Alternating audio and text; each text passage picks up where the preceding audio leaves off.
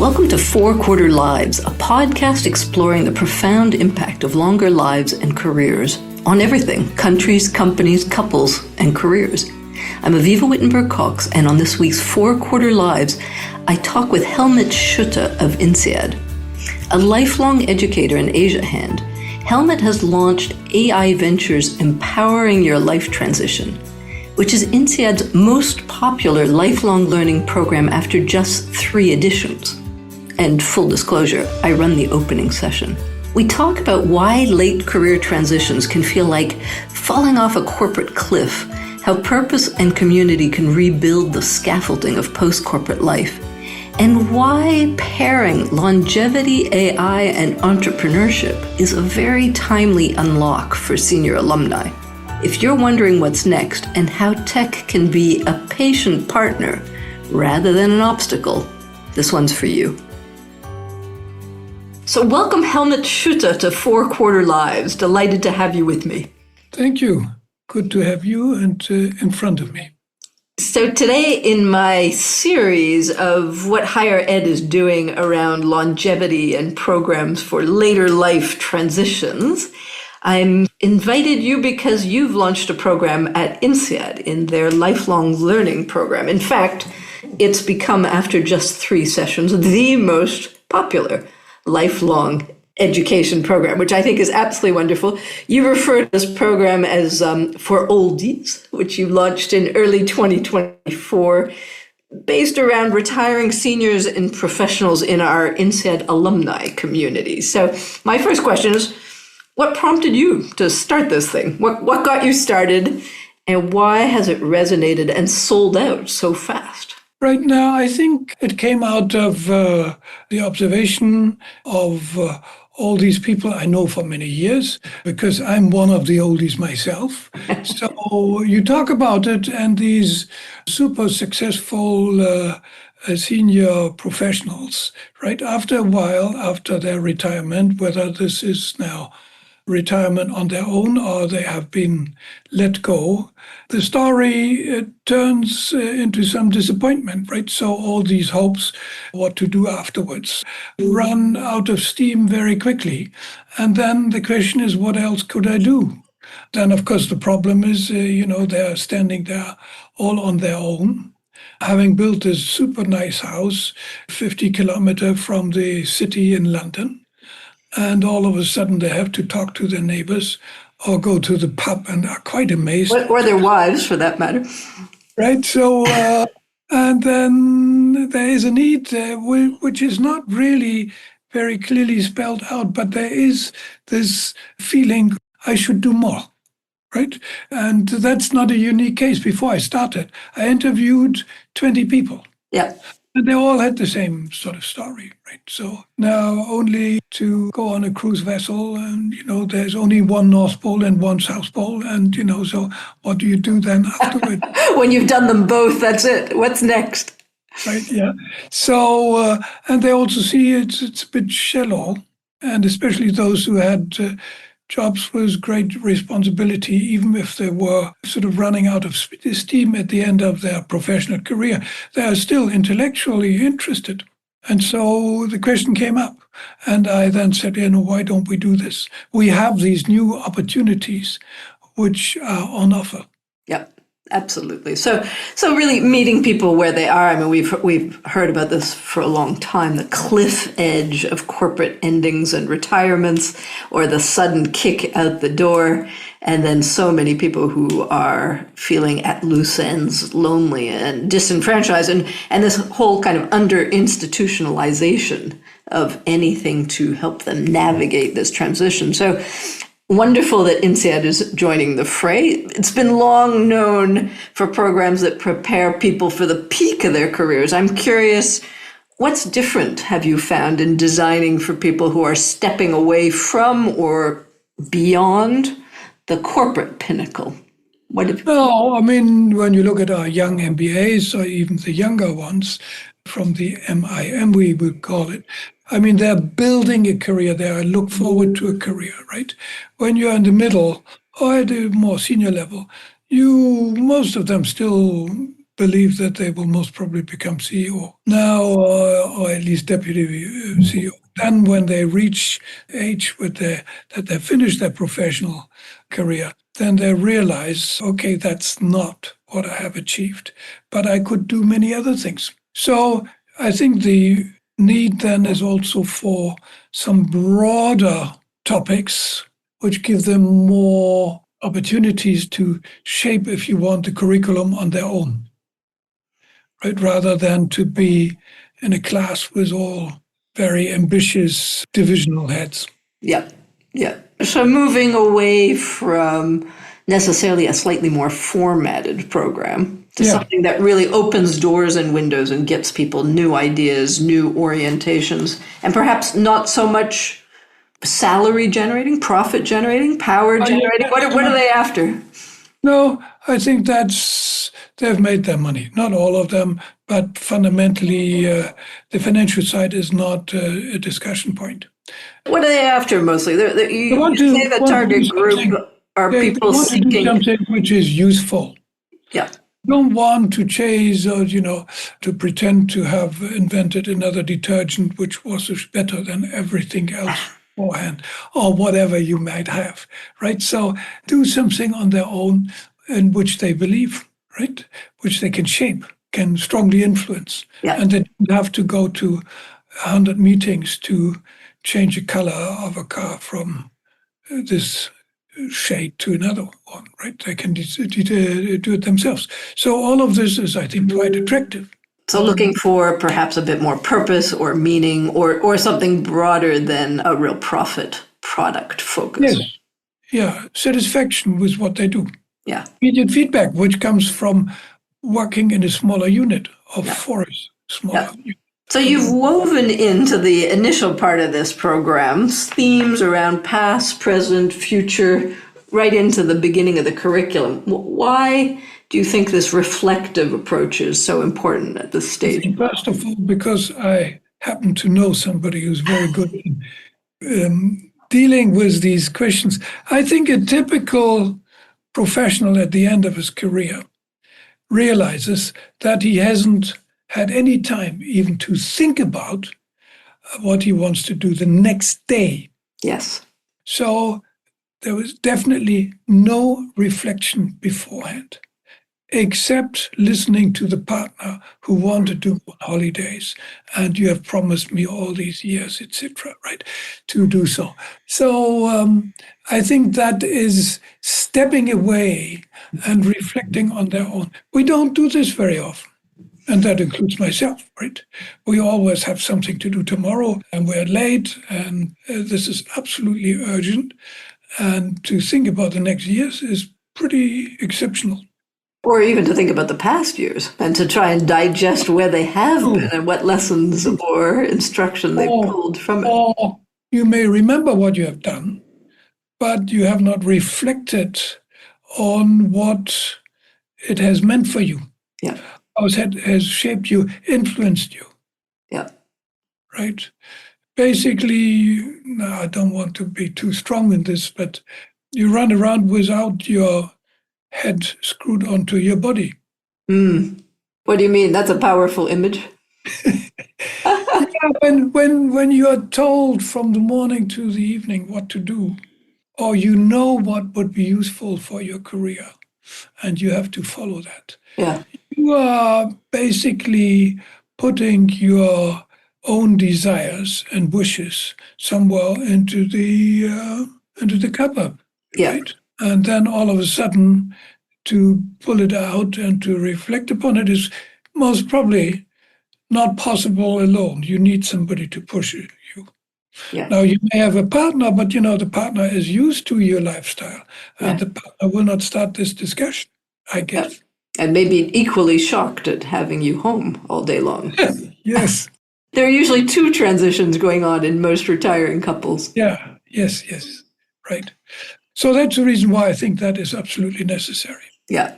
Yeah, I've always been struck a little bit at how I found this when I went to Harvard program too, how self-awareness is not necessarily very high in very senior leaders. They haven't had the time, as you say. They haven't had the space to reflect. So A useful first step. So I'm curious too, what we're talking about too is that executives really lose the scaffolding that their lives are built on, this whole corporate infrastructure, the scheduling, the timing when they retire. How does your program try and rebuild both a sense of community and a bit of support for them as they sort of find themselves alone with a laptop that they don't always even know necessarily how to use? Yeah, I think this is really very difficult. Yeah. No help, no secretary, no colleagues, etc. And then the growing awareness that many of the very, very mundane things, such as, I don't want to say how to make a photocopy, but everything which is a bit more difficult is in fact difficult because they haven't done it themselves or not very often. Yeah. So, and then the whole thing about, the thick carpet and the preferred status you have in a given organization. Everybody greets you. They make space for you when you come. You sit in the canteen, most probably first-class canteen, most probably in the UK, not in other places. But so that's all gone, and there is a certain vacuum. That's true. Yeah. We know from our work at home that very often small, tiny little things can be very disturbing that you are not able to do it, right? So, and therefore then they realize my kids are out of the house. The kids can do all of these things. And there's nobody to ask because the kid is studying in another country or whatever the kid is doing, right? Yeah. There's also this scaffolding, if I may put it this way, is also taken away. Yeah. And with this, perhaps also a bit of self-confidence. Now, when you then put alumni, even if they don't know each other, you come from a big university or school, they have this common history. You are among equals, and that is extremely supportive. Yeah. And what we do then, and we put them into small groups, they can discuss these things among themselves. And there is no need for them to pretend. So that's what you have in middle managers. Yeah. In the MBAs to the extreme. But among this group, there is no reason to. They can drop all the pretense, admit what they're feeling, and normalize it with a group of other people who are really going through the same thing. To an extent which I thought was outstanding, almost to the stage of embarrassment. Somebody talking about his problems now at home with his spouse, right now. Yeah, reflecting, I think, a high level of trust in the brand. Yeah. This particular INSEAD has a very strong alumni network. They're very cohesive. Yeah. But it came almost in the first minute. I mean, I was just taken aback. Very good. Do you think that reflects just this pent-up need to? I guess so. Pent-up need. Then, of course, INSEAD, as you said, has a more closely knit community of alumni. There were people among them who said, look, I haven't bothered about the Alumni Association for the last 10 years. And, I live somewhere in Portugal or in Brazil or whatever. And I don't know anybody else. But, 10 minutes later, they argued with each other, but in a very friendly way. And that was wonderful. I think that was one of the best parts of the program for the participants as well as for me as the leader in this program. Yeah, the community building. I think that's probably a common thread to them all is not being weird, different, lonely, and lost, but actually normalizing that we're all going through this at this age and stage. And it's easier to do it with like-minded souls who are on the same journey, which is also true for the MBAs, 99% of whom are also transitioning into a different chapter, right? Yeah, but... what's the difference? This one's more emotional, more surprising. And among the MBAs, it's very competitive. I mean, even our grading system is as such. There will always be some who are below performance. Yeah, the old bell curve, Yeah. And they are among equals. I think that's also important because some universities are trying to say, look, you elderly, no, that's also not good. I get it. You old folk. Why don't you join? We give you the permission to join these classes basically everywhere where you're on campus. But sitting there with 20 or 25 or 30-year-old kids, for somebody who's 65, is not very desirable. And that was spelled out very clearly. I don't want to sit together with these youngsters. They have very different needs. And also, now we talk about technology, right? The background of these kids is, of course, that they grow up with all of this, and find this just totally odd that this old man or woman next to them does everything in handwriting and all of these things, which is totally cannot even offer any sort of votes when we in class discuss something, because it's all done electronically and the results will be shown immediately. All of this, these people have to be told what to do. So you've really put your pulse on this particular issue of technological adaptation. And that's a really striking feature of the program, which you've called AI Ventures.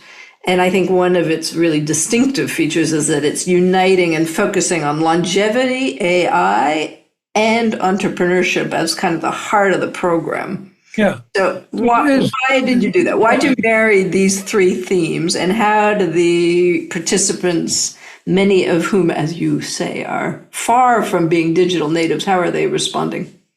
They look at this as a great opportunity, right? So they may have this dream about developing a project on their own, something they have thought about all the time for many years.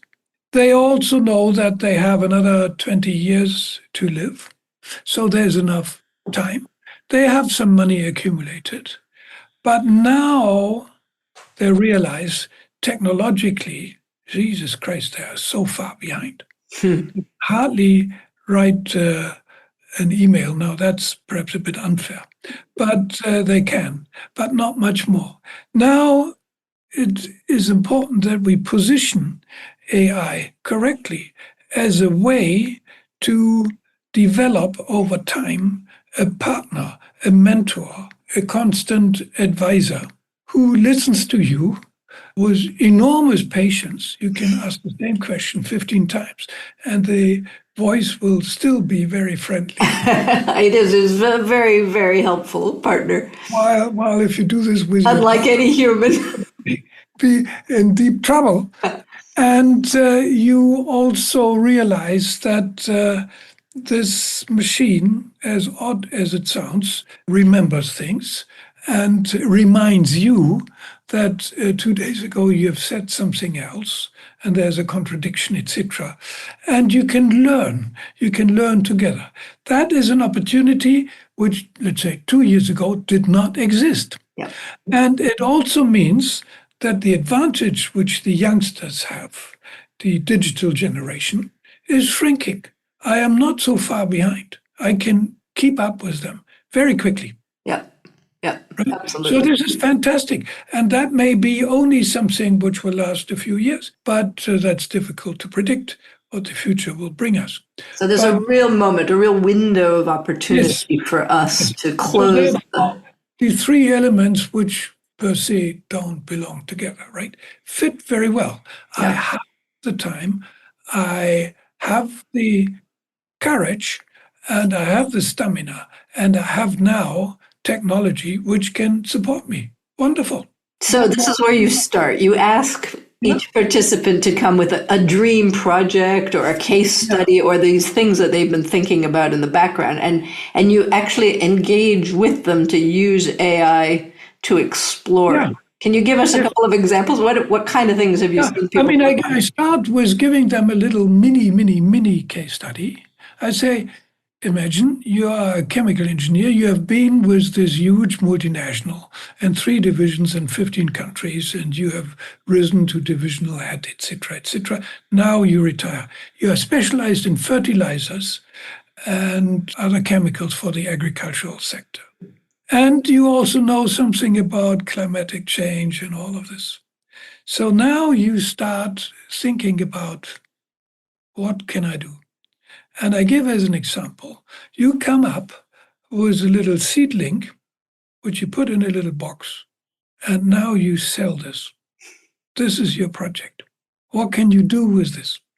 Technically, we can fit in a seedling which can be in the dry little soil for half a year on the shelf somewhere in a shop. You just put water and it starts to grow. Not as simple as I say, but that's possible. It's a very nice metaphor, isn't it, for the kind of people you're working with? You've picked a very nice start. No, but of course, you should always also start with some expertise which you have. Yep. Right? So, and now you make something out of it. And you asked now ChatGPT, what do they think about it? And ChatGPT says, yeah, have you thought about this and that? How do you distribute it? Who is your target group? What is the need of the customer, right? Because we have enough people who have great ideas, but nobody wants to hear about it, right? So then you find, for example, that you could even sell it to large companies, which are, from an environmental point of view, ESG, in big trouble. And at the annual General Assembly, then they leave. They all get this little plant, and the boss, the CEO, says, and take it home and put it on your balcony or wherever, and see what you can do for the environment. Wow, so that's an idea. So you sell it, distribution, is somebody else doing it? Then they find out, yeah, there are some others who do it, in Japan, for example, etc. So that's a good example. And then off you go. So you have your own background. What is your strength, your weakness? What would you like to design? So it's a slow build up to these various projects. Some have no idea what their dream project are, but then they listen to others, and many want to be mentors for startups. Yep. Which is, to my mind, a bit of a wishful thinking, because they all talk about their experience. Yeah. They don't have experience necessarily in startups, which is a whole other scene, isn't it? Right. Experience is different from relevance. Yeah. Right. And whether this will work out. But, that's why they start. But, then you can take them further. And they do this with great excitement. Some then develop it almost on their own. They don't need us anymore. Others need to be taken from one step to the other and think about distribution and think about government rules, etc., etc. In your specific area, with your specific service or product which you want to sell. Or you want to change the electricity system somewhere in a certain district in Africa, or whatever projects we've heard of. What's the feedback, the excitement levels, the burst of energy starting into this next chapter and new projects? What do you hear? Most people are just extraordinarily excited about the quick answers they get, which are to the point. Yep. And the help. I mean, they had not expected that. Yeah. That is the big aha effect. You've basically opened the door to a whole new universe of AI potential and handed it to them on a silver platter with a few ideas of how it applies to them. And I think we should always be timid in our expectations, what people take out of our programs. Mm. But this is something which they will take with them. This may be the learning of this course. Yep. Yeah, it's like a new language. You've given them a new language almost immediately. Yeah. Not necessarily whether the idea which they came up with, which we pushed on them, is a wonderful idea or not. It is this awareness that they can do so much more. Yes. Yes. Yeah. You're almost handing them back the power they feel they've just lost. Yeah. They also realize it's not so easy and all of this. I think that's the most important learning. So looking ahead, can we say that this might be like a new model for alumni and senior alumni? You've described this as a truly new program, a new target, new tools, new entrepreneurial spirit. Do you see this as the beginning, the potential of a broader shift in how business schools are serving their most senior alumni? At least let me say this. There's no other business school which is doing it so far. Yep. This is marrying three aspects which are in line with what business schools could do. Yeah. It is not, in that respect, a broadening exercise compared to, let's say, the Harvard programs, etc., etc. It is something which is down to earth, which is what business schools offer. Hands-on, applicable, pretty quick. Yes. Not very expensive, I should add, perhaps. Yeah, could be, but we have not come with a high price. This has been an experiment. Yep. And now, I think I mentioned that to you, 4 days or 3 days after we announced the next program, it was fully subscribed. I don't think in INSEAD's long history that has ever happened. So there seems to be a huge demand for that. And people want to learn more, which is useful. I mean, the range of projects is also amazing. We've had one person who had started this already, who said, I've spent my whole life in offices, and now I want to be out in the garden or in the park.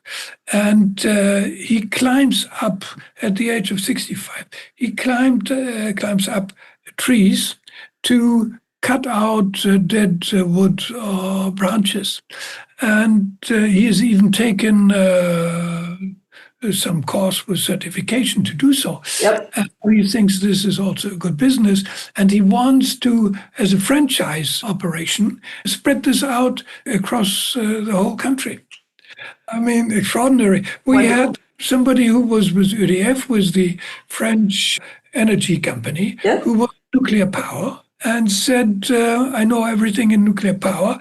I know everybody in nuclear power, but it's a huge company.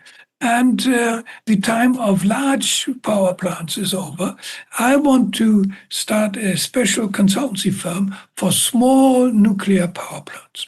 I wouldn't even know how to register the company and the company name and whatever. So I have to learn a lot of things. I know only this specific industry. So there is no end to what we can do or what they can do and what they wish to do. So that's very good. So it's a potential unleashing of vast amounts of knowledge, experience, expertise. So. What's the obstacle to getting this more focus and attention in business schools? This is for the moment a pilot, you say. It's for alumni. How can it be broadened and scaled? Will it, do you think, be broadened and scaled?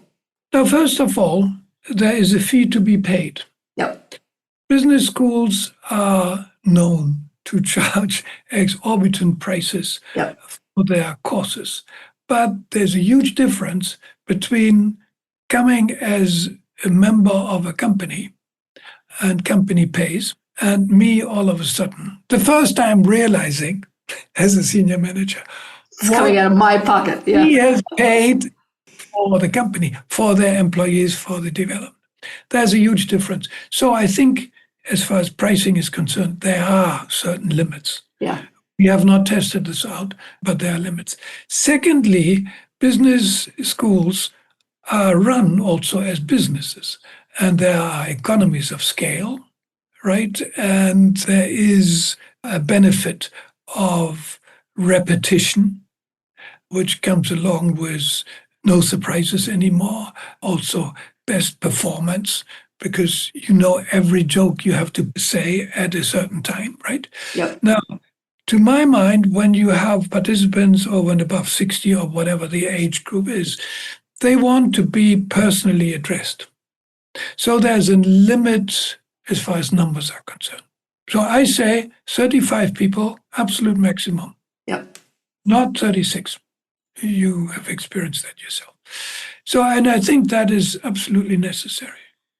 Now, on the other hand, when you look at the business of business schools, but that applies to universities as well and schools as well, we know from a demographic point of view, we will have more oldies and we have less and less younger students. Yeah.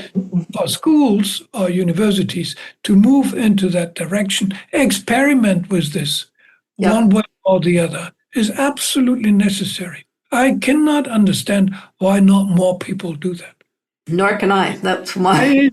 There is, of course, also, whether one looks at this as a matter of morality, but we always say to the alumni, you know, you have to give back to the next generation. How about the business schools giving back to the oldies, who very often have been sponsors or donors for many years. Instead of sending them another letter for we need, a Yes. new link, etc., why not say, why don't you come onto our campus for months? I'm forgetting about business schools at this moment, was a broad agenda, and go back to school, right? Experience this once more. I think that should be very attractive.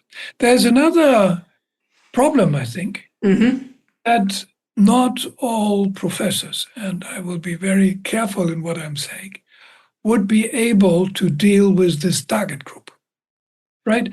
When you are... Yes, they can be a little intimidating for a younger, less experienced. To me, Is that what you're saying? they can overcome that with superior knowledge, right?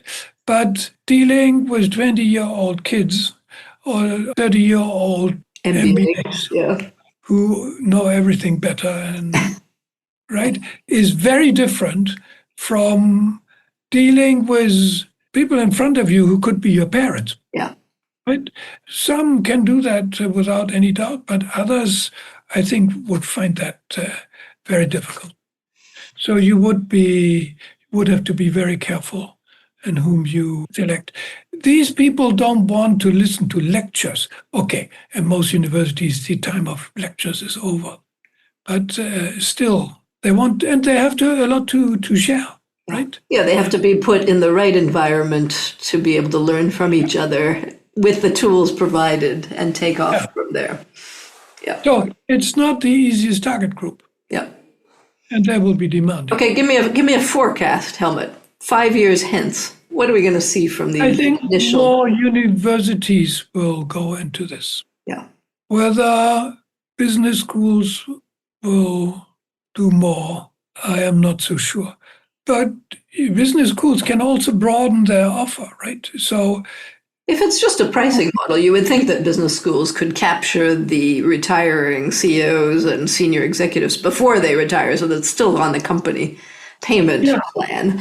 But you would think that the business school would be the prime engine to understand this kind of product extension and life course approach to getting people to pay every 20 years. But they are so much obsessed with fighting for MBAs and go on all these MBA shows and the circus and do lots of advertising and send out all these brochures. There's a big marketing campaign there is a big competition. I think it would be much better to put more efforts into this area. I personally think, right? Okay, we'll give it a try. And maybe just in closing, Hellmut, you yourself have just launched as a participant on another program that we'll be talking to in Singapore. You joined me once on the midlife rethink I did years ago. What have you personally gotten out of everything you've done in this space and what you've built? No, we have just started. But the reason for me is that I am, I think, deep down, a curious person. I would go to any place and I want to know everything. And when I travel to another place, as long as I am able to do so, I will read the local newspaper because I want somehow to understand what's going on in this place. So, and therefore for me, something which is broad-based is absolutely fascinating. Now, is there for me an expected financial return? Absolutely not. Is there an intellectual enjoyment? Absolutely yes, if the program is good. And so far I have seen that this will be a good program. It's fantastic what the world is producing, what's going on in this world. I mean, I have to be honest, I would hardly be able to write correctly the word philosophy. I mean, the last time we talked about Greek philosophers was when we went to school. And how often have we been puzzled and sort of intrigued by some statements which we read upon and then say, oh, we should know much more about it. And then, there's the next meeting and then we rush off for doing something else. So it's a pure enjoyment aspect which brings me into that. But that in itself is something which is fantastic. I think that's part of the proposition, right? Purposeful contributions at every age and stage. Right now, when I go back to our own course, when we say, so you build your dream project, I mean, people also want to be remembered for something, right? There is some longing for pride. And I think that is also one of the reasons why these people come. I think there's something good in telling your friends what you're doing to make them aware that they are not doing anything than playing golf for something. That's right. You tell them you're doing your AI venture. That sounds good, right? That's a very good calling card. Hellmut, I hope that we will in 5 years look back and realize that this was your legacy for INSEAD, gifting them with the beginnings of a smart longevity program.